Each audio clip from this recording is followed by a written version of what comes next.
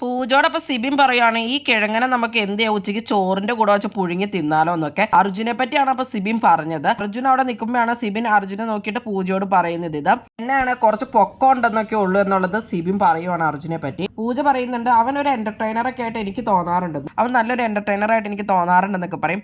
അപ്പൊ തന്നെ അർജുൻ സിബിനോട് എന്തോ ചോദിക്കുന്നുണ്ട്, അയ്യോ മോനെ എന്താന്നൊക്കെ അപ്പൊ സിബിൻ ചോദിക്കൂട്ടോ. അത് കഴിഞ്ഞിട്ട് പിന്നെ ചിരിച്ചോണ്ട് അർജുൻ പോകുമ്പോ അപ്പൊ നീ ഒന്ന് ആക്കി ചിരിച്ചാലോടാന്ന് പറയുന്നുണ്ട്. അപ്പൊ അത് നിങ്ങൾക്കല്ല അവൾക്കുള്ളതാന്ന് പറഞ്ഞിട്ട് അർജുൻ അങ്ങ് പോകൂട്ടോ. അപ്പൊ പൂജ പറയുന്നുണ്ട് അത് എനിക്ക് ഞങ്ങൾ തമ്മിൽ ആ ഒരു വൈബ് ഉണ്ടെന്നൊക്കെ. അപ്പൊ പൂജ എന്റെ സിബിനോട് പറയും. അപ്പൊ സിബിൻ പറയുവാണ്, ഓ നിനക്കപ്പൊ അവനോട് സോഫ്റ്റ് കോർണർ അല്ലേ, അന്നാ നീ അങ്ങോട്ട് മാറിയിരിക്കടി എന്നൊക്കെ പറയുവാണ്. എനിക്ക് അങ്ങനെയല്ല, എനിക്കിവിടെ കുറച്ച് പേര് എന്റർടൈനർ ആയിട്ട് ഞാൻ കാണുന്നുണ്ട്, കുറച്ച് പേരാണ് കണ്ടസ്റ്റൻസ് ആയിട്ടൊക്കെ കാണുന്നത്. ജിൻഡോരെ ഞാൻ അങ്ങനെ എന്റർടൈനർ ഒക്കെയാണ് കണ്ടേക്കണേന്ന് പറയും. അപ്പൊ സിബിനും അത് പറയുന്നുണ്ട്, പുള്ളീനെ ഞാനും അങ്ങനെയാണ് കണ്ടേക്കണേന്ന്. അപ്പൊ അർജുന സിബിനെ ഇഷ്ടമല്ലല്ലോ, അതുകൊണ്ട് ഇങ്ങനെ കുറ്റം പറഞ്ഞുകൊണ്ടിരിക്കുന്നതാണ്. പിന്നെ ഇവര് ജാസ്മിനെയും ഗബ്രീനെയും തമ്മിൽ തെറ്റിക്കാൻ വേണ്ടിയുള്ള പ്ലാനുകളൊക്കെയാണ് ചെയ്തുകൊണ്ടിരിക്കുന്നത്. അപ്പൊ ഗബ്രീനെ ജാസ്മിനിൽ നിന്ന് മാറ്റാൻ വേണ്ടിയിട്ട് ഗബ്രിയോട് കുറെ കാര്യങ്ങളൊക്കെ പറഞ്ഞ് മനസ്സിലാക്കണം എന്നൊക്കെയാണ് പൂജയോട് സിബിൻ പറയുന്നത്. ഇന്നപ്പോ ജാസ്മിൻ ജയിലിലാണല്ലോ, അപ്പൊ രാത്രി ഗബ്രിയായിട്ട് സംസാരിക്കാൻ നിനക്ക് അവസരം കിട്ടും, അപ്പൊ നീ പോയി സംസാരിച്ച് തുടങ്ങണം, അപ്പം ഞാനും വരാം, അത് കഴിഞ്ഞിട്ട് നമുക്ക് കുറച്ച് കാര്യങ്ങളൊക്കെ മാറ്റണം എന്നൊക്കെ പറയുന്നുണ്ട്.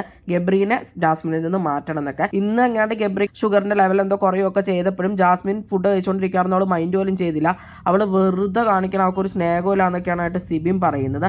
ഗബ്രി പാവം പെട്ടുകിടക്കുവാണ്, അവൻ ഇമോഷണലി വളരെയധികം കണക്റ്റഡ് ആണ്, അത് മാറ്റിയെടുക്കണം എന്നൊക്കെ ഇവർ പറയുന്നുണ്ട്. ഇവരുടെ പ്ലാനൊന്നും നടക്കാൻ പോകുന്നില്ലെന്ന് നമുക്കറിയാലോ.